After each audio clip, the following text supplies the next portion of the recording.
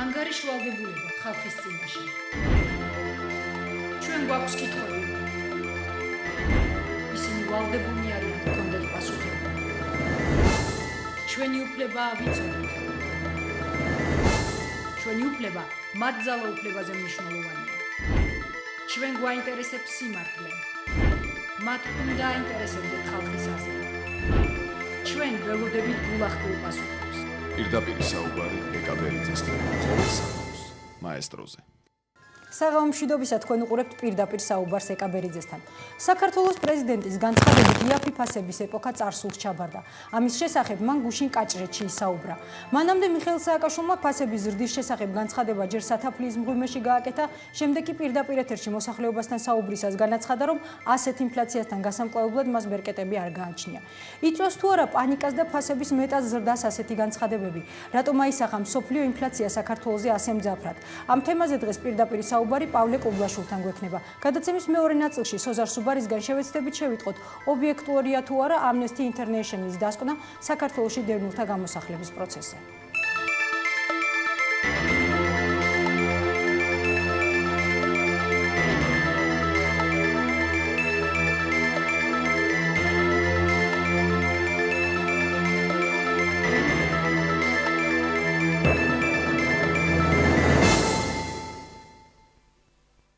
თქვენ უყურებთ პირდაპირ საუბარს, პავლე კუბლაშვილია ჩვენი სტუმარი. ბატონო პავლე, მოგესალმებით. მოგესალმებით ტელემაკურებელს.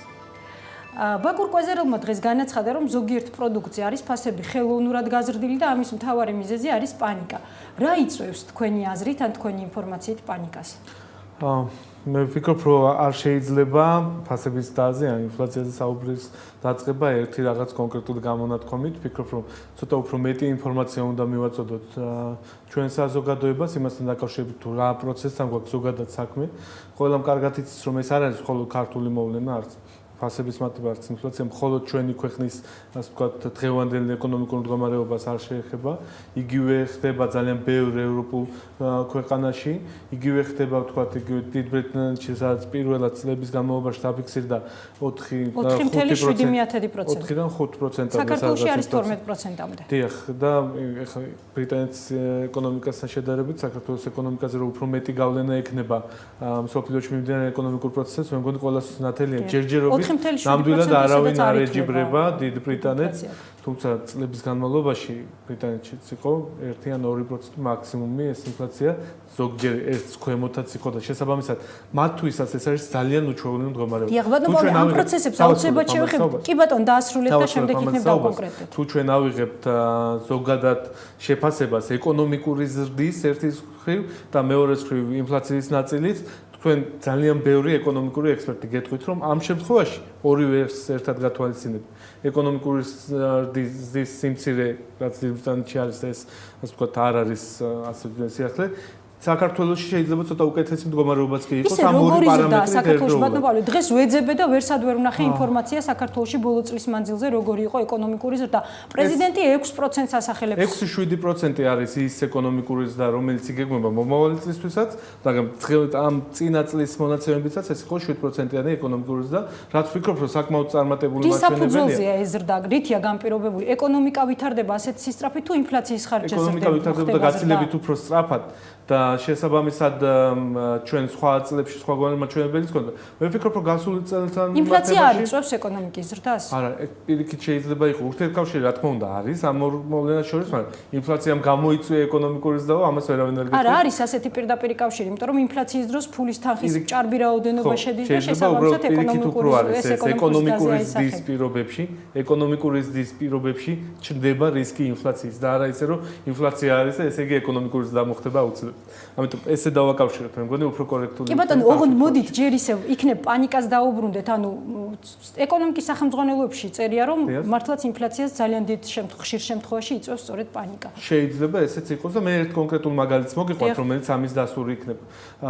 ესე იგი მე ვფიქრობ, რომ ეხლა უცნაური და ახალი არ არის ის, რაც შაქართან დაკავშირებული იყო და ის, რომ ეს ყველაფერი გამოწვეულია მთავარი მომწოდებელი სოფლიო ბაზარზე ავსტრალიაში მიმდინარე პროცესებით დაიტბორა მთავარი რეგიონი, სადაც იწარმოება ეს ყველასთვის ცნობილია, ანუ ძირითადი მაჩვენებელი რის გამოც მოიმატა შაქარზე ფასმა, ეს იყო ავსტრალიაში ის კრიზისი, რაც მას როგორც მთავარ შაქრის მომწოდებელს შეეხო.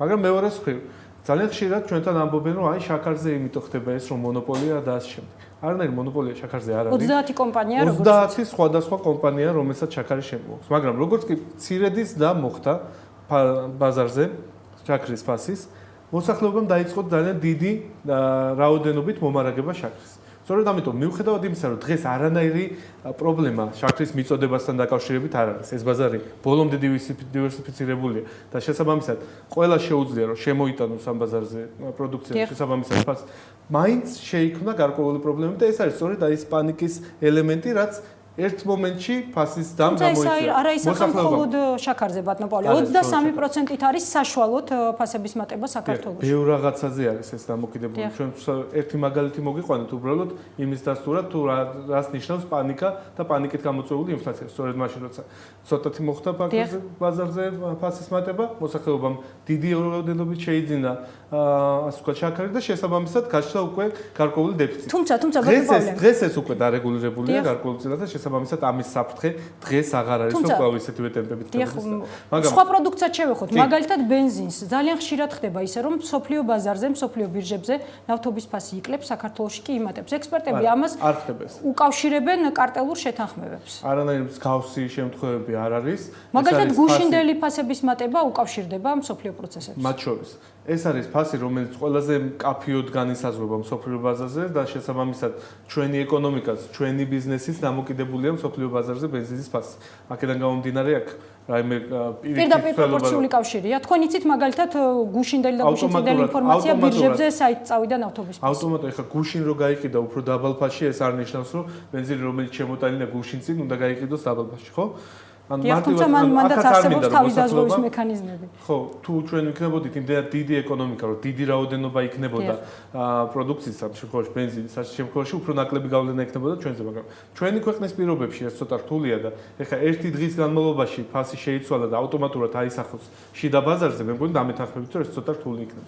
თქვენ შეეხეთ სხვა პროდუქციასაც და მეც მინდა ამაზე ვთქვა, იგივე ვთქვათ რაც შეეხება სოფლის მეურნეობის პროდუქციას, მათ შორის ძალიან ხშირად ისმის კითხვა რატო ხდება ხორცზე, ან ფასის მატება და ასე შემდეგ, ან ვთქვათ ხორბალთან დაკავშირებით როგორ არის, ხორბალთან დაკავშირებით სიტუაცია ყველასთვის არის ცნობილი, რომ გამოიწვია პირველ რიგში ეს იყო რუსეთის ბაზრის ჩაკეტვა, ასე ვთქვათ, ექსპორტი ჩაკეტა რუსეთმა და შესაბამისად დეფიციტი გაჩნდა.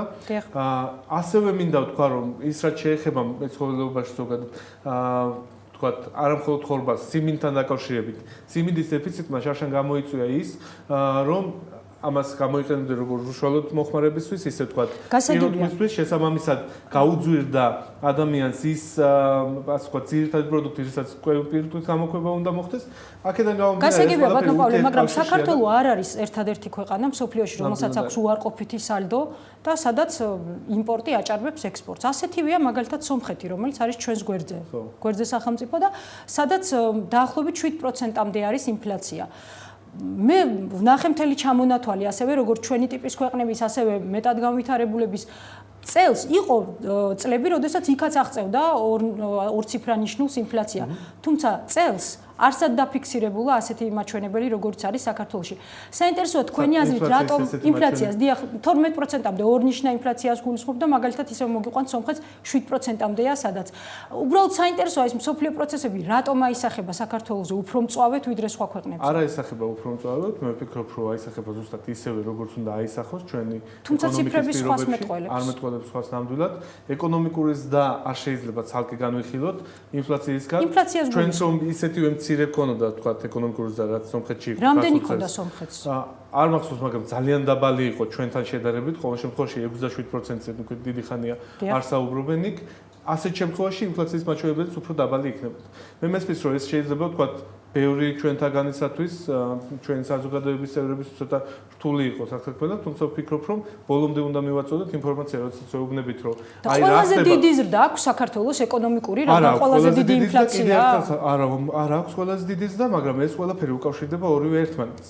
ერთის მხრივ ეს არის, თქვათ, იგივე ბრიტანეთის მაგალითი ავიღეთ, სადაც თუ ჩვენ ორივე მაჩვენებელს ავიღებთ, ერთის მხრივ ეკონომიკური ზრდა როგორი და მეორეს მხრივ ინფლაცია მაგრამ როგორი. ბრიტანეთი უკვე განვითარებული ქვეყანაა, ბატონო. საშუალო მაჩვენებელი გეთანხმებით განვითარებული ქვეყანაში ეკონომიკური ზრდა ასე არ ხდება. საერთოდ იცით, ომის შემდგომ და რევოლუციის შემდგომ ქვეყნებში, სადაც განვითარება იწყება, ეკონომიკური ზრდა ძალიან დიდ ნიშნულებს აღწევს ხოლმე. ანუ ჩვენც ამ შემთხვევაში თუ გვინდა რომ ევროპული სახელმწიფო ვიყოთ, ეკონომიკური ზრდა უნდა შევაჩეროთ. არა, პირიქით, ამ ეტაპზე განვითარების ეტაპზე არა. მე ვფიქრობ, რომ ჩვენი ანუ არჩევანი ნუ ვედრებით განვითარებულ ქვეყანას, აი ამას ვამბობ. ორივე პარამეტრით როცა აკეთებ შედარებას, ეკონომიკური ზრდის და ინფლაციის, არც შემთხვევაში შედარება შეიძლება, რა თქმა უნდა. იმიტომ რომ ეს ორივე ურთიერთდაკავშირებული მოვლენაა. შესაბამისად, მე ვფიქრობ, რომ ჩვენ ვერც ერთ შემთხვევაში ეკონომიკური ზრდას ბუნებრივად უარს ვერ ვუდგით. მე ვფიქრობ, რომ ქვეყანა ვითარდება ეკონომიკურად და მომავალ წელს, ამ წელს უკვე 2011 წელს ასევე იქნება ძალიან მაღალი ეკონომიკური ზრდა, თუმცა ამავდროულად ჩვენ ვფიქრობთ, რომ უნდა გავაძლიეროთ ჩვენი ქვეყნის სასურსათო დამოუკიდებლობა, უნდა გავაძლიეროთ ჩვენი გლეხის შესაძლებლობები. ამაზეც ისაუბრა გუშინ პრეზიდენტმა, ოღონდ ჯერ თუ შეიძლება, თუ მომცემთნებას დაუბრუნდეთ ისევ ცოტა ხნით პანიკის თემას. საქართველოს პრეზიდენტმა შესავალშიც აღნიშნა, ჯერ მღვიმეში გამართულ სხდომაზე განაცხადა, რომ ფასების ზრდა არის მოსალოდნელი. შემდეგ უკვე პირდაპირ ეთერის დროს დაახლოებით 1 კვირის წინ მან თქვა, რომ არ გააჩნია ბერკეტები ასეთი ტიპის ინფლაციასთან საბრძოლოად. თქვენი აზრით, როგორ მოქმედებს მსგავსი განცხადებები პრეზიდენტის მხრიდან ეკონომიკურ პროცესებზე?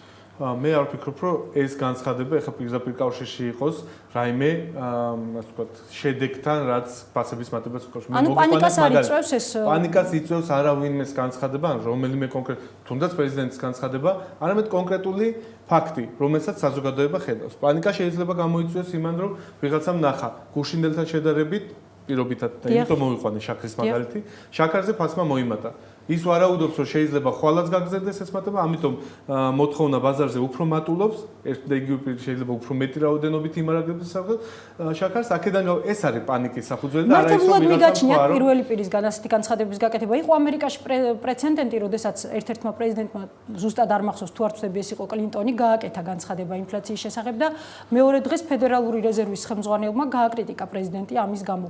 შემდეგ დღეს უკვე პრეზიდენტმა ბოდიში მოუხადა მოსახლეობას. მე არ ვფიქრობ, რომ ჩვენ უნდა შევქმნათ რაღაც ფუჭი ილუზიები იმასთან დაკავშირებით, რომ აი ჩვენ ახლა დავამარცხებთ იმ ეკონომიკურ პროცესებს, რომელიც სოფლიოში მიდის. მე არ ვფიქრობ, რომ პრეზიდენტი იქნებოდა გულახდილი, რომ ეთქვა, რომ მიუხედავად იმისა, რა ხდება ავსტრალიაში, როგორც თქვა, შაქრის მთავარ მიმწოდებელს ბაზარზე, ჩვენთან იქნება სტაბილური ფასი. ეს იქნებოდა ტყუილი და ამის ბუნებრივია, არც საზოგადოებისთვის ამის ხმა არ შეიძლება. მეორე მხრივ, ჩვენ უნდა გავაკეთოთ ყველაფერი იმისათვის, რომ ჩვენმა საზოგადოებამ რაც შეიძლება მარტივად ეს ყველაფერი, ასე ვთქვათ, გადაიტანოს და შესაბამისად გაუძლოს იმ გამოწვევას, რაც დღეს ფასების მატებაში არის. რატომ არის თქვენი აზრით საქართველოს ეკონომიკა მზად, თუნდაც აი ამ სოფლიო პროცესებისთვის, რომელიც თქვენი სოფლიო პროცესებისთვისაც ვერსეთი ეკონომიკა ვერ იქნებოდა, ეხა ავსტრალიის დატბორებას ვერ წინასწარმეტყველებდა ვერავინ და შესაბამისად ვინმე რო თქვას, რომ აი ჩვენ ამის აბსოლუტურად მზად ვიყავით ესეთ ქვეყანას ვერ დამისახელებთ. რატომ ქვეყანა არ უნდა იყოს კრიზისებისთვის მზად? თუნდაც რაღაც დონეზე. უნდა იყოს მზად, მაგრამ ამას ვერ შექმნით ერთ და ორ დღეში, ან თუნდაც ერთ წელიწადში. ამას სჭირდება ძალიან მყარი სტაბილური განვითარება ეკონომიკის, მათ შორის პირველ რიგში სოფლის მეურნეობის, რა თქმა უნდა, და სწორედ ამიტომ მე ვფიქრობ, რომ თავარი ჩვენი ამოცანა დღეს უნდა იყოს არა ის, რომ თქვათ რაღაც ფორმით თქვათ, რომ აი გაუკლავდებით ჩვენ მარტო და მხოლოდ პრეზიდენტს ან მის გუნდს შეუძლია, რომ აი ამ გამოწვევას გაუძლოთ. თავარი არის, რომ ჩვენ საზოგადოებაც მივცეთ ბერკეტი, არა ხელისუფლებას, არამედ საზოგადოებას, რომ შეხვდეს ხვალაც ზეგაც მომზადებული ისეთ პროცესებს, რასაც ქვია ფასების მატება. ამიტომ არის სწორედ რომ ჩვენ ამ წლის ბიუჯეტში 40 მილიონი ჩავდეთ იმისთვის, რომ სიმინდის წესი შემოვიდეს, რომელიც გაზდის საქართველოში მოსავალ სიმინდის შეიძლება 5-ჯერ ან 6-ჯერ. ეს ნიშნავს იმას, რომ ჩვენ გლეხს ექნება უფრო მეტი მოსავალი, ეს ნიშნავს იმას, რომ ამ პროდუქციას არა მხოლოდ საკვებად გამოიყენებს, არამედ იგივე სოფლის მეურნეობაში პირუტყვის დასაპურებლად გამოიყენებენ. შესაბამისად, ეს ყველაფერი არის კიდევ უფრო ძლიერი სოფელი. ქვეყანას აქვს ისეთი ეკონომიკა, განსაკუთრებით სოფლის მეურნეობის კუთხით, რომელიც საკუთარ მოთხოვნილებას აკმაყოფილებს, ბუნებრივია ასეთ შემთხვევაში გარე პროცესების გავლენა უფრო ნაკლებია, თუმცა არ არის ამ პროცესებისგან დაზღვევა. ბატონო პავლე, მინდა მოგიყვანოთ ერთი მაგალითი, კერძოდ ჩინეთის, სადაც შაშან 2000 წელს ინფლაცია იყო 4%, ხოლო ეკონომიკური ზრდა 10%. რატომ აისახა იქ სხვანაირად ეს პროცესი და რატომ აისახა სხვანაირად საქართველოზე? მე ვფიქრობ, რომ ხა ჩინეთის ეკონომიკასაც განვითარებადი ქვეყანაა ის. კი, და დღევანდელი გადასახადი ხა ვინ თქვას, რომ არ მოახდინა გავლენა, თქვა შაქრის ფასთან ან ხორბლის ფასზე. ინფლაციის მაჩვენებელს გულისხმობ ზოგადად. რა თქმა უნდა, იქაც არის ფასების ყევა, მაგრამ პროცენტულ ყევაზეა საუბარი. ხორბალთან მიმართებაში, რა თქმა უნდა, ჩინეთში უფრო ნაკლები გავლენა იქნებოდა, იმიტომ რომ მოხმარება უფრო ნაკლები არის, იქიდან გამომდინარე, რომ სხვა კულტურაა და სხვაგვარი მოხმარება ხდება ფულს, ხო? მაგრამ პრეზიდენტმა ერთ-ერთ მთავარ მიზეზად ჩვენთან ინფლაციისას ჩინეთში დაასახელა, ასე ვთქვათ, მეტი მოხმარება და მოთხოვნის ზრდა. კი, ეს ნამდვილად ესეა და ამას გეტყვით ნებისმიერი ეკონომიკა. ვფიქრობთ, ჩინელებმა რომ ჭამა დაიწყეს, ამიტომ გაიზარდა ჩვენთან ინფლაციის მაჩვენებელი. მე არ ვიცი რა გაძლევთ ესეთი ირონიზირების საფუძვლად. არა, ირონიზირებასთან არ მაქვს საქმე. პრეზიდენტმა განცხადა, მართლა მაინტერესებს. აბსოლუტურად გულახდილად იგივე შემიძლია გავიმეორო. დიახ, ესეც არის ერთ-ერთი მთავარი პრობლემა. დიახ, ესეც არის ერთ-ერთი ის გარემოება, რაც ახდენს გავლენას სოფლიოში ფასებზე, საკვე პროდუქტებზე, მათ შორის. ეხლა ვიღაცამ თქვას, რომ ეს ჩვენგან ძალიან შორს არის. ჩვენი მოსახლეობის სახელმწიფოც კი არ არის და როგორ შეიძლება ამან გავლენა იქონიოს სოფლიოში მიმდინარე პროცესზე, მე მგონი არასერიოზული განაცხადი იქნება.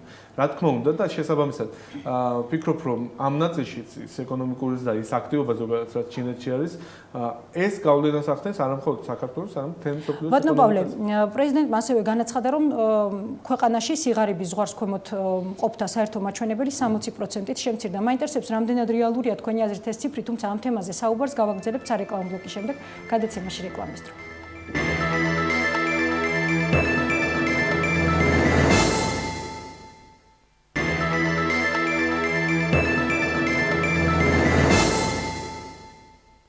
კონკრეტულად პირდაპირ საუბარს პავლე კუბლაშვილია, ჩვენი სტუმარი. ბატონო პავლე, შეკითხვას ჩამოვაყალიბებ.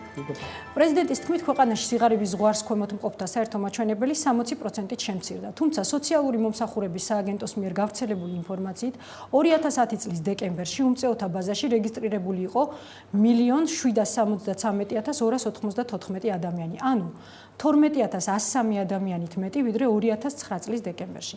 ეს არის საქართველოს მოსახლეობის 40.5%-ზე მეტი, ანუ მცირედით ნაკლები ნახევარზე. მაინტერესებს, რას გეუბნებათ ეს ციფრები და პრეზიდენტი შეყავთ შეცდომაში თუ ამ შემთხვევაში სააგენტოს არ აქვს სწორი ინფორმაცია. ასევე სხვა შორის მინდა უმუშევრობის მაჩვენებლებიც ბოლო 3 წლისას უბრალოდ დაგისახელებთ. 2008-ში უმუშევრობის დონე იყო 13.3%, 2009-ში 16.5%, ხოლო 2010-ში გაიზარდა და არის 16.9 იგივე სააგენტოს მონაცემებით. პირველ რიგში მე მინდა ვთქვა, რომ როდესაც საუბარია იმაზე სიღარიბის ზღვარს მიღმყოფი ადამიანების, თქვათ, რამდენი როგორია მათი რაოდენობა და რა არის, აქ განსხვავება უნდა ვნახოთ. განსხვავება იყო ძალიან მარტივი. ადრე ამ ადამიანებს თავის სახეს არ არქმევდნენ, არ ამბობდნენ ვის რა შემოსავალია, როგორ არის და შესაბამისად არც ვიღაც შეიძლებოდა ეთქვა, რომ არ არსებობს სიღარიბე საქართველოში, მაგრამ ეს ხო ესე არ იყო. რეალურად არის ძალიან ბევრი ჩვენი თანამოქალაქე, რომელსაც ძალიან უჭირს. შესაბამისად და გაიზარდა თუ შემცირდა თქვენი ინფორმაციით, ან რომელი ციფრებია სწორი? ამ პირთა შესაძლებლობები, რა თქმა უნდა, გაიზარდა, შესაძლებლობებში გულისხმობ საკუთარი, ასე ვთქვათ, შრომით მოიპოვონ საკუთარი შემოსავალი და აქედან მაშინ დასაქმების დონე პროცენტი რატომ გაუვარეს? ამაზეც ვიტყვი აუცილებლად, იმიტომ რომ თუ ჩვენ ამას შევადარებთ წლების მიხედვით მაჩვენებელს, გეტყვით რა როგორი შეიძლებოდა დინამიკა ყოფილიყო. მე ვფიქრობ, რომ ძალიან მნიშვნელოვანია, რომ რაღაცაზე თვალი კი არ დავხუჭოთ, თქვათ, რომ თუ რომ ვინმე ჩვენი საზოგადოებიდან, ჩვენი თანამოქალაქე არის ისეთ შესაძლებლობის გარეშე, რაც მას რიმის ღირსეულ ცხოვრებას პრობლემას უქმნის. მას უნდა მივცეთ, რაც შეიძლება მეტი დახმარება. მაგრამ ეს არ ნიშნავს, რომ სახელმწიფო აბსოლუტურად ყველაფერს მთლიანად დაფარავს. ეს არის ძალიან რთული პროცესი. მე ვფიქრობ, რომ ყველაზე კარგი საშუალება გაუმკლავდეთ სოციალურ პრობლემებს. ეს არის დასაქმება, ეს არის საშუალება მივცეთ ადამიანებს საკუთარი შრომით მოიპოვონ ის რაც ჭირდებათ ოჯახისათვის. აქედან გამომდინარე, ჩვენი აქცენტი უნდა იყოს პირველ რიგში გადატანილი ისევ და ისევ დასაქმებაზე სამუშაო ადგილების შექმნას. მაჩვენებლები როგორი შეიძლება იყოს. თუ ჩვენ ავიღებთ იმ პერიოდის, ასე ვთქვათ, მაჩვენებლებს, რომელიც უკავშირდება ეკონომიკურ კრიზისს, ბუნებრივია იქ გარკვეული ცვლილებები იყო შესაძლოა გაუარესებისკენ. თუმცა მე ვფიქრობ, რომ ეკონომიკური კრიზისის თავარი ფაზა საქართველოს გაიარა და შესაბამისად გაიარა საკმაოდ წარმატებულად და ვფიქრობ, რომ ეს არის ძალიან მნიშვნელოვანი სწორი მონეტარული პოლიტიკის შედეგი, სწორი საბიუჯეტო პოლიტიკის შედეგი. აქედან გამომდინარე, ვფიქრობ, რომ სამუშაო ადგილებთან დაკავშირებით ჩვენ თანამოქალაქეებსაც, ჩვენ ასე ვთქვათ, თითოეულ ჩვენთაგანს ექნება საშუალება, რომ კიდე მიიღოს ინფორმაცია და არა მხოლოდ ინფორმაცია მიიღოს. ანუ მომავალს გაუმჯობესდება თქვენი აზრით მუშაობის მაჩვენებელი? დარწმუნებული ვარ, რომ დასაქმებული იქნება გაცილებით უფრო მეტი. ვფიქრობ, რომ გაიზრდება აუცილებლად მოთხოვნა კვალიფიციურ მუშახელზე და ეს ბუნებრივი რის ხარჯზე შეიქმნება სამუშაო ადგილები, ბატონო პავლე? ძალიან ბევრი საწარმოს ხარჯზე, თუნდაც იმ ტურისტული პოტენციალის ხარჯზე, რომელიც მატულობს დღიდან დღემდე. თუმცა ეს არის ძალიან ხშირად ჩვენი ოპონენტების მხრიდან ესე ახმული თითქოს რაღაც ხდება განსაკუთრებული და რომ არ არის ამის ასეთი აფიშირება საჭირო, არა, საჭირო არის. საჭირო არის, რაც შეიძლება მეტმა ჩვენმა თანამოქალაქემ და უცხოეთში ყოფმა პირმა იცოდეს საქართველოს შესახებ. მაგრამ სიღარიბის დონე გაიზარდა თუ შემცირდა? ამაზე ვწუხდი. იცოდეს მესტიის შესახებ, იცოდეს ბათუმის შესახებ, იცოდეს სიღნაღის შესახებ, იცოდეს როგორ ვითარდება ეს ქალაქები. იმისთვის რომ გაუჩნდეს სურვილი მოხდეს აქ და მე ამას წინათ უსმენდი როგორ საუბრობდნენ იმაზე რომ თურმე მილანის შემდეგ ყოფილვარ მე-6 მესტიაში, სადაც უნდა ჩავხვიდე აუცილებლად დიახ ესეა. და რაც უფრო მეტ ადამიანს ეწოდინება ეს საზღვარგარეთ, რაც უფრო მეტი ტურისტი ჩამოვა საქართველოში, მით უფრო მაღალი იქნება საქართველოში დასაქმების მაჩვენებელი, მით უფრო ნაკლები იქნება უმუშევრობა. თუმცა ეს ქმნის სამუშაო ადგილს. ჯერ პირველ რიგში იქნება პასუხოთ, შემცირდა თუ გაიზარდა სიღარიბის დონე? გასულ წელთან დაკავშირებით, აი ეკონომიკური კრიზისის პირობებში რაც იყო, იმასთან მიმართებაში შეიძლება პრობლემები ყოფილიყო, მაგრამ მე ვფიქრობ, რომ საქართველოს დღეს სახელმწიფო აკეთებს ყველაფერს, რაც აუცილებელია ჩვენი თანამოქალაქეებისთვის, რომ მათ კონდეთ საშუალება გაუმკლავდნენ ამ პირობებში. ეხლა რაც შეეხება ტურიზმს, ბატონო პავლე, ექსპერტები საუბრობენ იმაზე, რომ ტურიზმი საქართველოში ამ ეტაპზე ინფლაციის ხელშემწყობია, რადგან იმპორტზე ვარ დამოკიდებული. ამას დაეთანხმა გუშინ პრეზიდენტიც სხვათა შორის, მან განაცხადა, რომ იმის გამო, რომ საქართველოში შემოსული ტურისტები ძირითადად მოიხმარენ იმპორტულ საქონელს, თანხების დიდი ნაწილი მიედინება მაგალითად თურქეთში და არ რჩება საქართველოში.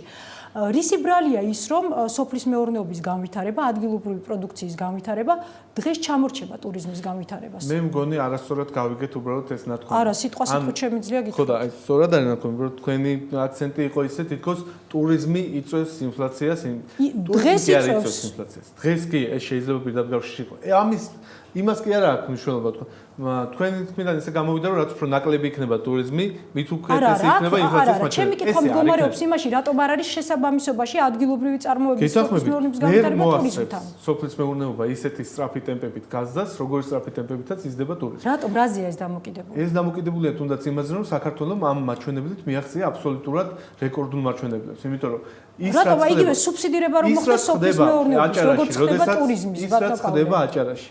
როდესაც წლების განმავლობაში 100,000-ზე ტურისტი იყო მხოლოდ და ეხლა უკვე მილიონს გადააჭრა, 1,5 მილიონი ჯამში ტურისტების რაოდენობა. ეს ნიშნავს, რომ ჩვენ ტურისტული პოტენციალი გამოვიყენეთ თითქმის ბოლომდე, მე არ ვამბობ ბოლომდე, კიდევ ძალიან ბევრია გამოსაყენებელი, მაგრამ პარალელურად ღონისძიებებს ხომ ატარებს მთავრობა, ბატონო პავლე? დიახ, რა თქმა უნდა. რატომ არ ტარდება? ან თუ ტარდება, იქნებ მითხრათ იგივე ზომის, იგივე ასე ვთქვათ, იგივე თანხები რატომ არ იხარჯება სოფლის მეურნეობის განვითარებაზე? ტარდება ზუსტად იგივე მიმართულებით ღონისძიებები, ამაზე არის საუბარი. სწორედ ამაზე ვსაუბრობთ, როდესაც ვსაუბრობთ 40 მილიონ ლარზე, რომელიც ჩადებულია ბიუჯეტში სიმინდის ეს შემოწადანაც, რომელიც გაზდის სიმინდის მოსავალს, ეს ნიშნავს იმას, რომ ჩვენ ხელს უწყობთ სოფლის მეურნეობას. ეს ნიშნავს იმას, რომ საქართველოს სოფლის მეურნეობა თითქმის ისევე როგორც ტურიზმს. გასაგებია, რომ ტურიზმი უფრო სწრაფად ვითარდება, იმიტომ რომ უცხოეთში ძალიან მალე აღმოაჩინეს, რომ საქართველო არის ძალიან საინტერესო ტურისტული თვალსაზრისით და ტურისტების რაოდენობა გაიზარდა და ესეც ამ მთავრობის საქართველოს პრეზიდენტის დამსახურება, რომ თითქმის ყველამ უკვე ევროპაში იცის რა არის მესტია და თქვენ წარმოიდგინეთ, აბა რამდენმა ადამიანმა იცოდა თუნდაც რამოდენიმე 3-4 წლის წინ მესტიის არსებობის შესახებ ევროპაში. დღეს ეს ძალიან ბევრმა და შესაბამისად ვფიქრობ, რომ მათი ინტერესი უფრო სწრაფად ვითარდება საქართველოს მიმართ, ვიდრე ჩვენ შეგვიძლია განავითაროთ ჩვენი ტერიტორიის პირობებში ის რასაც ქვია სოფლის მეურნეობის პროდუქცია. კიდევ ერთი შეკითხვა ეკონომიკურ საკითხებთან დაკავშირებით და შემდეგ მე მინდა მოკლედ დევნილების თემასაც შევეხოთ. არის თუ არა ბიუჯეტში ჩადებული ინფლაციასთან ბრძოლის მექანიზმები?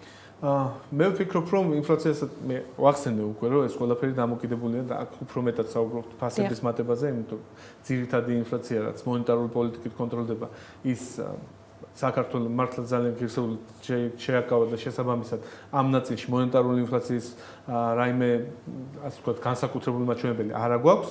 მაგრამ ვფიქრობ, რომ ძალიან მნიშვნელოვანია ჩვენ თანამოქალაქეებს მივცეთ საშუალება გაუმკლავდნენ აი ამ პრობლემებს და აი ამ გამოწვევას. რას ნიშნავს ეს? მე ვფიქრობ, რომ ეს არის მათ შორის მომზადა მთავრობამ ანტიკრიზისული გეგმა მაინტერესებს საფრანგეთში დაავალა პრეზიდენტმა პირველი ნაბიჯი ამ მიმართულებით გადაიდგა, ეს არის ის ვაუჩერები ელექტროენერგიაზე, რომელიც დარიგდება უკვე თებერვლისიდან, მათ შორის 20 ლარზეა, ეს არის პირველი ნაბიჯი ხასუსვა. ეს ნიშნავს იმას, რომ ბევრისთვის შეიძლება ეს არ იყოს არაფერი. იმიტომ რომ თქვა არის ოჯახები, რომლებიც მოიხმარს ერთი თვის განმავლობაში 400 ლარის ელექტროენერგიას, მაგრამ არის ოჯახები, რომელსაც პირველ რიგში შეეხო ფასების მატერიალი. თუმცა ეს 20 ლარი ამაზე რომ ეს ვაუჩერები უფრო მეტად გამოწ კი ბატონო და შემდეგ დაასრულეთ.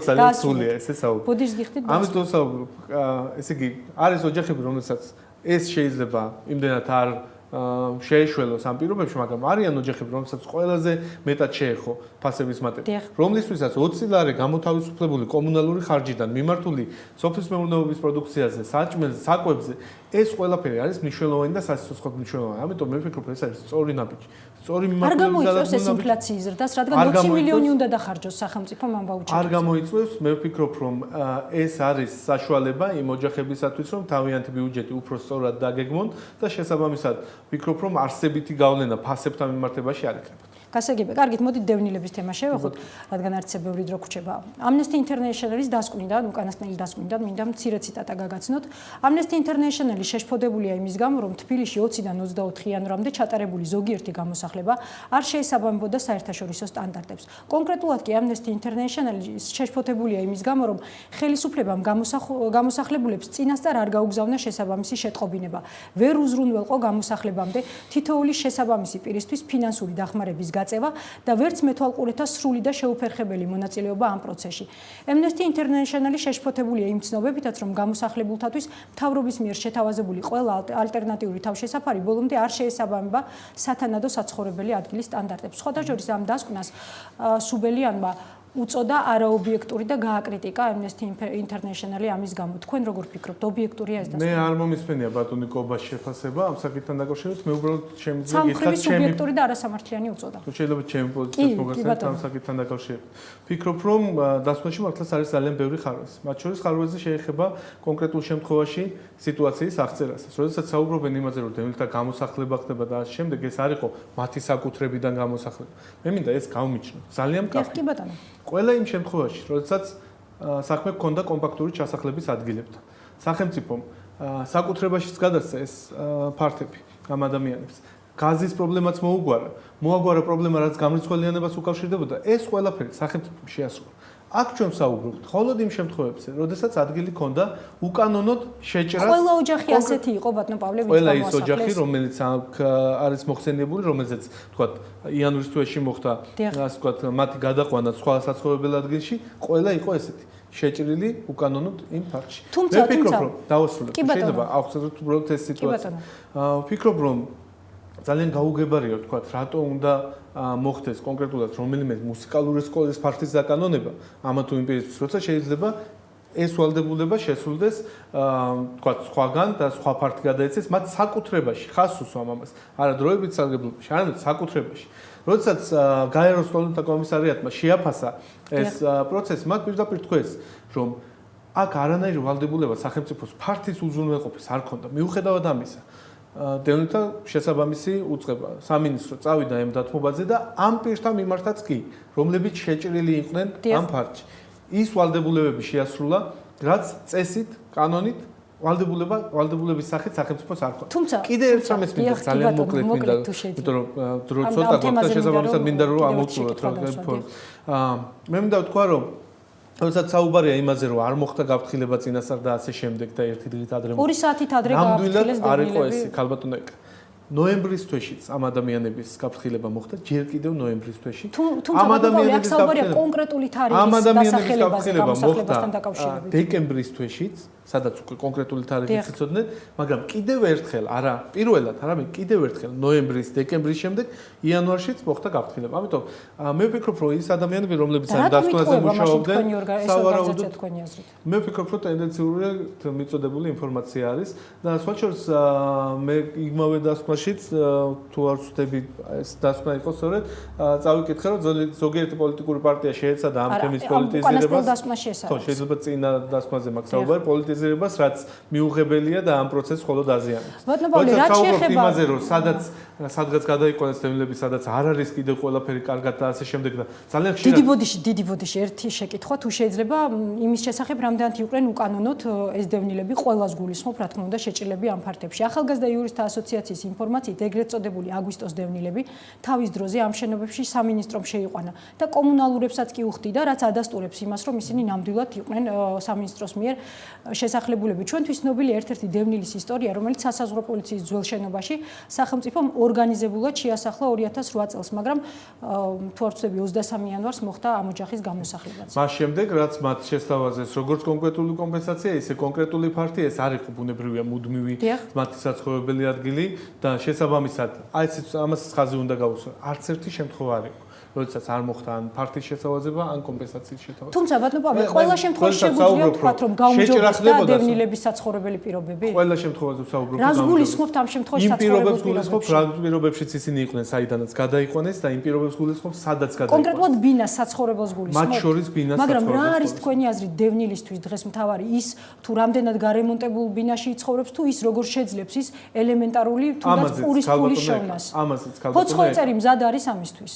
მათ შორის ფოცხოვწერი მზად არის ამის მე ერთი წამით მინდა რომ დავასრულო უბრალოდ ფოცხოვწერს როცა ახსენებენ ხატავენ სიტუაციას თითქოს ეს ვიღაცამ მოიგონა იქ ჩვენ დახვდა ძალიან მძიმე მემკვიდრეობა და შესაბამისად იქ დახვდა პირობები რომელიც აბსოლუტურად გაუსაზრისი იყო შეგიძლიათ ნახოთ თქვენ თვითონ დღეს როგორ მდგომარეობაში მესმის რომ ყველაფერი ბოლომდე ჩვენი გადამღები ჯგუფიც ჩასული და შეადარეთ იმ კადრებს ძალიან გქონთ შეადარეთ იმ კადრებს რაც იყო არა აქ საუბარი ამაზე დღეს როგორ უნდა დასაქმდეს იქ მაცხოვრებელი დევნილი რას თავაზობს მას სახელმწიფო ანუ როდესაც საუბრობთ ფოცხოვეცაზე პირველ რიგში ვთქვათ რა გააკეთა მათ შორის კოლბასობელიანმა პირადად იმისათვის რომ იქ პირობები ყოფილიყო გაუმჯობესებული და ეხლა მეორე საკითხი რაც შეეხება დასაქმებას ამ ნაწილშიც არ ვიცი რამდენად გააქვთ ინფორმაცია არის კონკრეტული შეთავაზებები მათ შორის მიწით უზრუნველყოფის თუ ეს იქნება პირადი მოხმარებისათვის მათ შორის იმ ყველა დევნილს შეიძლება კონდეს ყველას ვისაც ეს არ იქნება ვაჭრობის საგანი ბუნებრივია ხა ჩვენ გისმოთ იყო შემთხვევები, როდესაც ესეთ შეთავაზება მოხდა და შემდეგ მეორე დღეს გაყიდეს ამ ადამიანებმა ეს მიწის ნაკვეთი და კვლავ გამოაცხადეს, რომ მათ არანაირი საარსებო საშუალება არ აქვს.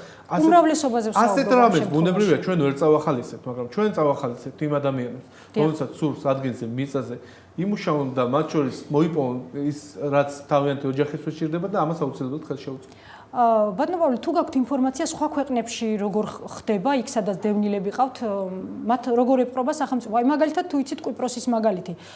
სადაც სხვათა შორის კვიპროსის სამხრეთ ნაწილს გულისხმობ, სადაც ჩრდილოეთიდან დევნილი ბერძენი კიპრიოტები ცხოვრობენ, ტურიზმის შემოსავლებიდანაც კი უხდიან წილს და ისინი არიან აბსოლუტურად ინტეგრირებული ყველა ცენტრალურ ქალაქში. აბსოლუტურად იგივე მიდგომა უნდა იყოს ჩვენთანაც, რაღაც განსაკუთრებული დამატებითი, ასე ვთქვათ, თანხებიდან, ვთქვათ, ტურიზმიდან შემოსავლის ოფისის მეურნეობიდან ესე ვერ დავყოფთ, მე მგონი, მაგრამ ჩვენ თანამოქალაქეებს უნდა მივცეთ საშუალება იმისა, რომ ნორმალური პირობები გქონდეთ, რაც გულისხმობ. რაც გაკეთდა კიდევაც თბილისში, კიდევ ერთხელ ხას უსვა. 270 ობიექტი არის თბილისში, მხოლოდ თბილისში, დევნილთა კომპაქტური ჩასახლების, სადაც საკუთრებაში გადაეცათ ფართები, ინდივიდუალური რიცხვები დაკენ და გაზი იქნა შეყვანილი. ეს ყველაფერი არის გამოსახლების პროცესი, როგორ შეაფასებთ? არ შეუშვეს მაგალითად ევროკავშირის დამკვირვებლები. რა იყო დასამალი? მე ვფიქრობ, რომ ყველა ის ორგანიზაცია, რომელიც აი ამ პროცესში იყო ჩართული, აფასებს ამას დადებითად და მესმის შეიძლება ხაროთ. მათ შორის გაეროს დოლთა კომისარიატი, რომელიც უშუალოდ ჩართული იყო ამ პროცესში და მათ იციან დეტალები პირველი დღიდან, როცა გაფრთხილება მოხდა. მათი გამოსახლების რატომ არ შეუშვეს მაგალითად იგივე ევროკავშირის დამკვირვებლები თქვენი აზრით? რა იყო ასეთ ფაქტის საუბარზე, ამიტომ ვერ გეტყვით სამწუხაროდ რა იყო. თუმცა ერთი რამ ვიცი, რომ აბსოლუტურად ყველა ის პირობა, რომელიც საერთაშორისო ნორმებით არის ამ შემთხვევაში გათვალისწინებული, იყო დაცული. ხდებოდა სატვირთო მანქანები დევნილების გადაყვანა. არ შეილახა ამით მათი პატივი და ღირსება? მათ ჰქონდათ საშუალება გადაადგილებული იყვნენ სხვა შემთხვევაში. თვითონ აირჩიეს სატვირთო მანქანები. მე არ ვიცი რა იყო თქვა კონკრეტულ შემთხვევაში ვინ როგორი ფორმით გადაწყვიტა რომ გამოეხატა ეს თავისი პროტესტი, თუმცა კიდევ ერთხელ ხას უსვამ. ეს იყო მხოლოდ იმ პირთა მიმართ, რომლებიც თვითონ იყვნენ შეჭრილი უკანონოდ აბსოლუტურად კონკრეტულ ფაქტებში. და კიდევ ერთი ბატონო პავლე, ჩვენი საუბრის ბოლოს ძალიან მოკლედ მინდა მოკლე შეკითხვა დაგისვათ ვეტერანთა აქციის შესახებ. თქვენი აზრით, მხოლოდ კანონიდან გამომდინარე. არ გულისხმობ ამ შემთხვევაში ეთიკურ მომენტებს, რომელზეც იგივე პრეზიდენტმა ისაუბრა თავის პირდაპირ ეთერში. დაირღვა თუ არა კანონი? არა, კანონი არ დარღვეულა. ეს იყო სანქცირებული აქცია. ვიღაცა შეიძლება ეს მოდეს აზრის გამოხატვა, როგორც თქვათ, რუსთაველის გადახერგვა რაღაც ხელოვნური. მაშინ რატომ იცეს სანქცია? არ მიცეს სანქცია და თქვენ გახსოვთ ეს რა პერიოდის იყო. მე მინდა ერთმანეთისგან გავმიჯნოთ ერთის მხრივ.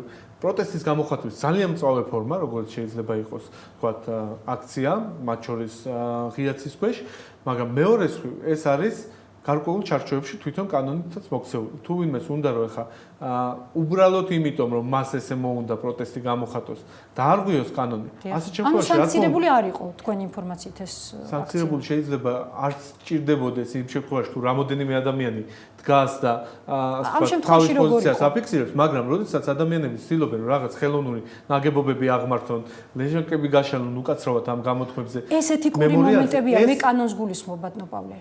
სანქცირებული მიტინგის დაშლა კანონით დარღვევა არის თუ არა? კონკრეტულად ეს ვთქვათ, რაიმე ნაგებობის აგება, ამას ხალხს უსვამ, იმიტომ რომ ეს უკავშირდება წინა წლებში განვითარებულ მოვლენებს.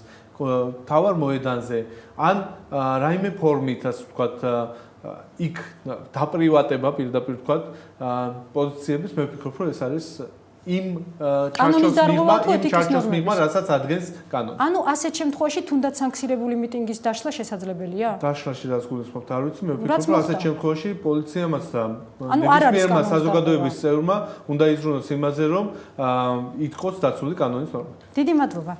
მადლობა. ჩვენი სტუმარი იყო პავლე კუბლაშვილი, გადაცემაში რეკლამის დროა, რეკლამის შემდეგ სოზარ სუბართან ერთად დაუბრუნდებით.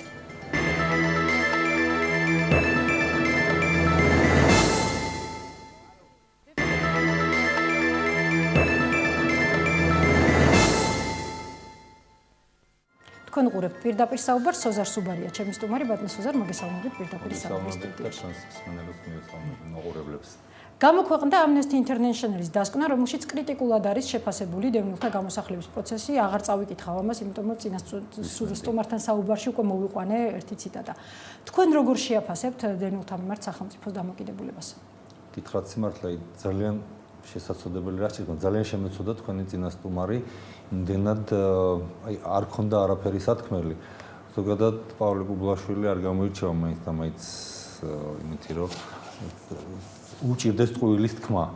და მუდმივად შვება ხოლმე თავისი აი ამ ტყუილების დასაბუთება, მაგრამ ეხლა მასაც კი არ ქონდა სათქმელი არაფერი, გარდა იმისა, რომ უბრალოდ იტყუებოდა. ტყუილი არის რა, თუნდაც აი რამდენიმე ეს გეტყვით, რომ ამბობდა, რომ ხელისუფლებით შესახლება იყო. მე თქვენს ეთერში ადრეც მაქვს ნათქვამი, რომ თქვა გდანსადში არის დასახლება, სადაც დევნილებს არა მარტო შეასახლა ხელისუფლებამ 2008 წლის ომის შემდეგ, არამედ მათ ფული გადაახდევინეს იმაში, რომ აუზომავდნენ სახელმწიფო აუზომავდა ამ ბინებს და შემდეგ დაუკონენ კანონებდნენ. მათ ფული გადაიხადეს, სახელმწიფომ აუზომა, ნახაზები მისცა, ამის შემდეგ მათ ახლა მინიმალური რემონტები გააკეთეს და ეს ადამიანები გამოასახლეს იქიდან ყოველგვარი ანაზღაურების გარეშე. რას ვეძახი ყოველგვარ ანაზღაურებას, როდესაც ადამიანს ასახლებ ფოცხოვეწერში ეს ყოველგვარი ანაზღაურების გარეშე ნიშნავს, იმიტომ რომ ის ბინები იქ ხო საბაზრო ეკონომიკაა, ხო საბაზრო ეკონომიკაა, ისინი 300-500 ლარზე მეტად არ გაიყიდება ახლა რომ გაყიდვა მოინდომო. ანუ პრაქტიკულად ადამიანები გადააგდეს ისეთ ადგილას, სადაც მათ ქონებას მე რამდენი კვადრატული არანიშნულობა აქვს, ამ ქონებას ფასი არ აქვს, სადაც მათ არ აქვს დასაქმების არანაირი შანსი, სადაც მათ სცივად, სადაც მათ შეად, სადაც მათ სწურიათ. და რატომ აი როგორ შეაფასებთ ამას? ფაქტია, რომ საერთაშორისო ორგანიზაციები ნეგატიურ დასკვნებს დებენ. რა შეაწყობს ეს ხელისუფლებას? ორი მიზეზი, ჯერ ერთი ზოგადად რომ ხელისუფლება არ ზრუნავს ადამიანზე აბსოლუტურად არასდროს ადამიანი ყოველთვის არის მეორე ხარისხოვანი, გაცილებით მნიშვნელოვანია შადრევანი, გაცილებით მნიშვნელოვანია ფეიერვერკი, გაცილებით მნიშვნელოვანია კონცერტი. და რომელიმე კონცერტზე რაც ფული იხარჯება, იმით სულ შესაძლებელი იყო დევნილთა, ნახევრის დაკმაყოფილება ძალიან ისეთი ნორმალური საცხოვრებელი პირობებით იქ, სადაც ისინი არიან ადაპტირებულნი, ანუ თბილისში. ვიღაცის შეიძლება ზუგდიდში, იმიტომ რომ ამ წლების განმავლობაში ზუგდიდში ცხოვრობდა, ვიღაცის ქუთაისში, იმიტომ რომ ამ წლების განმავლობაში ქუთაისში ცხოვრობდა. ეს არის პოლიტიკა, რომელსაც ატარებს ხელისუფლება პერმანენტულად. 2006 წლის ამბები გავიხსენე, ხო, როდესაც გამოასახლეს დევნილები, გამოასახლეს არ ქვია, გამოყარეს დევნილები აჭარაში, მათ მიერ დაკავებული ბინებიდან და თითქოს ინვესტორები უნდა შემოსულიყვნენ. არც ერთ იმ ადგილზე დღეს რამე არ აშენებულა. სწორედ ეს მაინტერესებს, აი რითი არის ეს? და მაპატიეთ, როდესაც მე სახალხო დამცველი ვიყავი და მივწერე წერილი სამინისტროს პროკურატურას უბრალოდ მოვითხოვე რომ აღძრული იყო საქმე პოლიციის მონაწილეობაზე ამ ადამიანების გამოყრაში, პასუხი იყო ყოველად ცინიკური გენერალური პროკურატურისგან, რომ ადამიანები თავისით გამოდიოდნენ იქიდან, თავისნებით და პოლიცია უბრალოდ ეხმარებოდა მათ ამ გამოსახლებაში. პოლიცია ახლაც ძალიან აქტიურად იყო ჩარეული, არა თუ ჩარეული, არამედ სწორედ შინაგან საქმეთა სამინისტროს ბრძანებით განხორციელდა. რა თქმა უნდა და ძალად გამოყარეს, მაგრამ იქ კიდევ არის ხდებოდა. ეხლა ხალხი უბრალოდ დაშინებულია და ისეთ წინააღმდეგობა არ გაუწიეს. მაშინ იყო წინააღმდეგობა და პირდაპირ აი ფანჯრებიდან ყრიდნენ და ამტროდნენ ავეჯს პოლიციელები და ამაზე იყო ესეთი ცინიკური პასუხი, რომ ეხმარებოდითო. ეს არის ის დამოკიდებულება, რაც იწვევს იმას, რაც მოხდა, რაც ხდება აქ ჩვენს თვალწინ ტუნისში, ეგვიპტეში.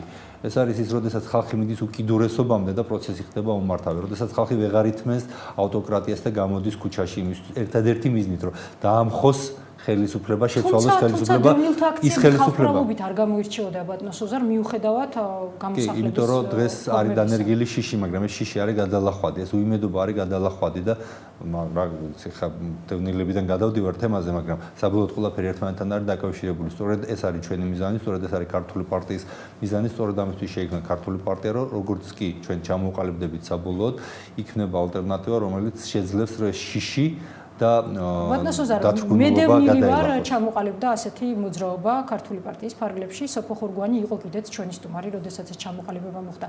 რამდენად აქტიურად იყო ეს მოძრაობა და პარტია ჩართული იმ პროცესში, როდესაც ხდებოდა დევნილთა გამოსახლება, რადგან პრინციპში ყველა პარტია აქტიურობდა, მაგრამ თქვენი ლიდერები მე იქ არ დამინახავს. ჩვენ იქ ვიყავით ერთი პირველი დღეს გამოსახლება, როცა იყო მე ვიყავი პირადად იქ, თუმცა არის შემთხვევები, როდესაც იმ ეტაპზე რამის გაკეთება იყო შეუძლებელი, თუმცა ჩვენ სამაგიეროდ პირველი შეხვედრა გქონდა ევროკავშირის ახალ წარმომადგენელთან საქართველოში, ბატონ ფილიპ დიმიტროვთან, სადაც ძირთად ამაზე ვილაპარაკეთ, სწორედ ეს პრობლემა გავუშალეთ დეტალურად და ასევე გავგზავნეთ წერილი ყველა საერთაშორისო ორგანიზაციებში. ჩვენ დევნილებს ვეუბნებოდით ერთ რამეს, თუ კი თქვენ იქნებით აქტიურები, მართლა დავდგებით და ჯაჭვს შემოვარტყამთ თითოეული დასახლება, სადაც თქვენ ახართ, მაგრამ როდესაც მათი მხოლოდ მცირე ნაწილი გამოვიდა ქუჩაში, როდესაც მხოლოდ მცირე ნაწილმა გამოიჩინა ეს აქტიურობა, შეუძლებელი იყო მეტის გაკეთება და ამიტომ გადავწყვიტეთ, რომ უფრო გრძელვადიან პერსპექტივაზე აგვეღო აქცენტი, ვიდრე თქვათ ერთ დღეს. როგორ ფიქრობთ, აქციები დღესაც იყო აქცია? სოფო ხურგვანი გამოჩნდა სხვათა შორის ამ აქციაზე. ამ აქციებს აქვს რაიმე აზრი, ანუ შედეგს გამოიღებს რეალურად? ჯერჯერობით გადაწყვეტილებებზე ხელისუფლების მხრიდან აქციებს არ უმოქმედია. შეგახსენებთ 2007 წლის 2 ნოემბერი და შემდეგ 7 ნოემბრამდე პერიოდი როგორ მწიფდებოდა, ხო? ყოველდღე ხდებოდა ხელისუფლების მხრიდან ძალადობები მოქალაქე და გარკვეული ჯგუფების წინააღმდეგ. ხან ეს იყო სტუდენტები, ხან ეს იყო გარევაჭრობა, ხან ეს იყო უკანონო პატიმრები. ესე წვეთწვეთად ივსებოდა, რასაც შედეგად მოხდა ამოფრქვევა ისეთი, რომელსაც არავინ არ ელოდა. იგივე შეიძლება ვთქვათ 9 აპრილის და შემდგომ აქციებზეც, რომ დღესაც აი ეს ეტაპია, როცა წვეთწვეთად გროვდება ეს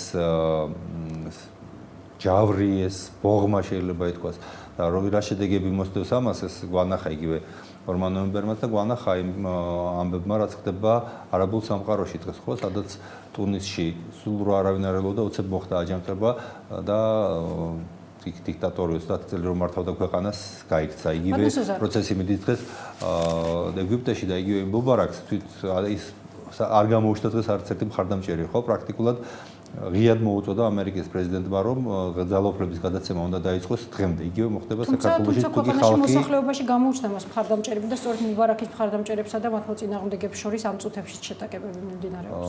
მოდი ნუ დავარქვათ ამას, ახლა ყველა რეჟიმს ყავს თავისი კმაყოფილი მასა, რომლებიც იმ რეჟიმს ემსახურებიან, მაგრამ ეგვიპტეში რა ხდება? ხდება ის, რაც საქართველოში, ეგვიპტეში მუბარაკის და მისი ოჯახის ხელში არის ყველაფერი, ისევე როგორც საქართველოში, მთელი ბიზნესი, მთელი საკუთრება არის ერთი ვიწრო კლანის ხელში მოქცეული საქართველოში და ამას არ შეიძლება დიდხანს გაგრძელება ქონდეს, იმიტომ რომ ეს არის დამღუპველი ბოლო-ბოლო, როგორც აი შევარდნაძის დროს ეს მასობრივი კორუფცია იყო დამღუპველი უკვე სახელმწიფოებრიობისთვის, ისე დღეს დამღუპველია მთელი ქონების კონცენტრაცია ერთი ადამიანის ხელში. კი ბატონო. თქვენი წინასწარმეტყვი ლაპარაკობდა, რომ როგორ საერთაშორისო საქართველოში მიმდინარე ინფლაცია და ფასების გაძვირება თითქოს გამოიწვია რაღაც საერთაშორისო ბაზარზე არსებულმა ვითარებამ. ეს არის აბსოლუტური ტყუილი, იმიტომ რომ ყოფილ საბჭოთა რესპუბლიკებს შორის საქართველოში არის ყველაზე მაღალი ინფლაციის დონე 12%-მდე, მაშინ როცა არის ქვეყნები იგივე ამ ყოფილ საბჭოთა კავშირში, სადაც 60%-ს არ აღემატება ინფლაცია და თუ ეს მსოფლიო ბაზარმა გამოიწვია, რატომ არის გამონაკლისი საქართველოს, რატო არის საქართველოში ყველაზე მაღალი ინფლაციის დონე? იმიტომ რომ ხელისუფლებას არ აქვს პოლიტიკა. მოდი დევნილებს და Amnesty International-ს დაუბრუნდეთ. Amnesty International-ის ინფორმაციით, მაგალითად, პოლიციამ გამოსახლების ზუსტი ვადა შეატყობინა დევნილებს მხოლოდ 2 საათით ადრე. რაც არის დარღვევა. საუბარია იქ ასევე კომპენსაციის თვალსაზრისით დარღვევებზე და ძალიან ბევრი დარღვევაა ჩამოთვლილი. თქვენი აზრით, უკვე როგორც ყოფილ ომბუდსმენს გეკითხებით, ყველაზე დიდი დარღვევა რაც სახელმწიფომ ჩაიდინა დევნილების მიმართ. რა იყო თქვენი აზრით? მე ვიყავი იგივე ფოცხოეწერში, სადაც ეს ადამიანები გაასახლეს. ისე ვიმეორებ, ისინი მოწყვეტილი არიან არა თუ ღირსეული საცხოვრებლის უფლებას, არამედ პრაქტიკულად განწირული არიან დასაავადმყოფებლად და ღმერთს ყველა დაიფარე, მაგრამ სასიკვდილოდაც კი არიან განწირულები. აი გეტყვით მაგალითს, ბავშვი 4 თვის ბავშვი, რომელსაც არაფერი არ უჭამია მთელი ამ ხნის განმავლობაში, გარდა იმისა, რომ უხარშავენ რომელიმე ბურღულეულს, ვთქვათ ციციბურას, ამ ნახარს მე იწვენს, წურავენ და იმას შაქრავენ და აი ამ დაშაქრულ წვენს ასმევენ. ესეთ დღეში არიან ის ადამიანები, იმიტომ რომ იქ არ არის და ეს ადამიანები აქ მუშაობდნენ თბილისში და ირჩენდნენ საკუთარ თავს და ისინი გაწრეს სასიკვდილოდ, ამას მე სასიკვდილოდ გაწირვას ვეძახი, მე წავედი.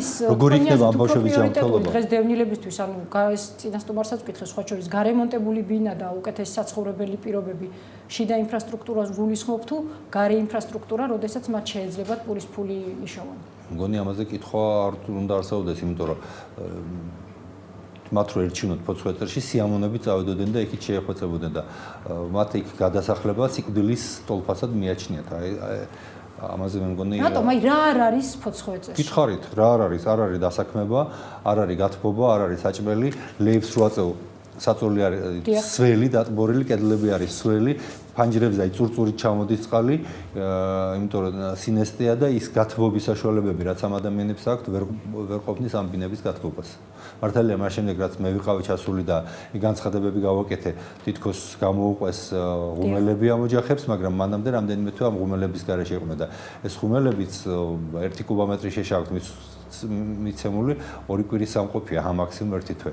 მე რა უნდა ქნან? თუ არის იმის საშუალება ფოცხოეწერში, რომ მართლა მიწის ნაკვეთები არა, იქ მიწა არ არის და მეორეც ამ მიწას სჭირდება დრო და გარკვეული ცოდნაც კაცო, ეხა ადამიანი თუ მთელი ცხოვრება ცხოვრობდა სოხუმში, შემდეგ ცხოვრობს თბილისში და აქ გაიზარდა, ბავშვი აქ დაიბადა, დღეს ის მიწას იმას მიწის დამუშავება გაუჭირდება ეხა და რატო ასახლებ იქიდან, სადაც ის ადაპტირებულია? როგორ უნდა მოქცეულიყო ხელისუფლება თქვენი აზრით? დაეტოვებინა და დაესაკუთრებინა ის ფართები, სადაც შეიძლებოდა მათი განსახლება, ხოლო არის ზოგიერთი შენობა, რომელიც შეიძლება არ დაუსაკუთრო, მაგრამ მათი გაყიდვით, ერთი შენობის გაყიდვით, სადაც ცხოვრობს 30 ოჯახი, ვთქვათ, 300 დევნილს აუშენებდი გარკვეულ ფაქტებს. ბატონსოზა, ხელისუფლება ოპოზიციურ პარტიებს სადანაშაულებს სპეკულირებით დევნილების თემას გულისხმობ. რას ნიშნავს სპეკულირება? რომ ასე ვთქვათ, იყენებენ პოლიტიკური პარტიები დევნილების თემას იმისთვის, რომ ადამიანებს ვიცავთ ეს სპეკულირება დაძრან ქვეყანაში.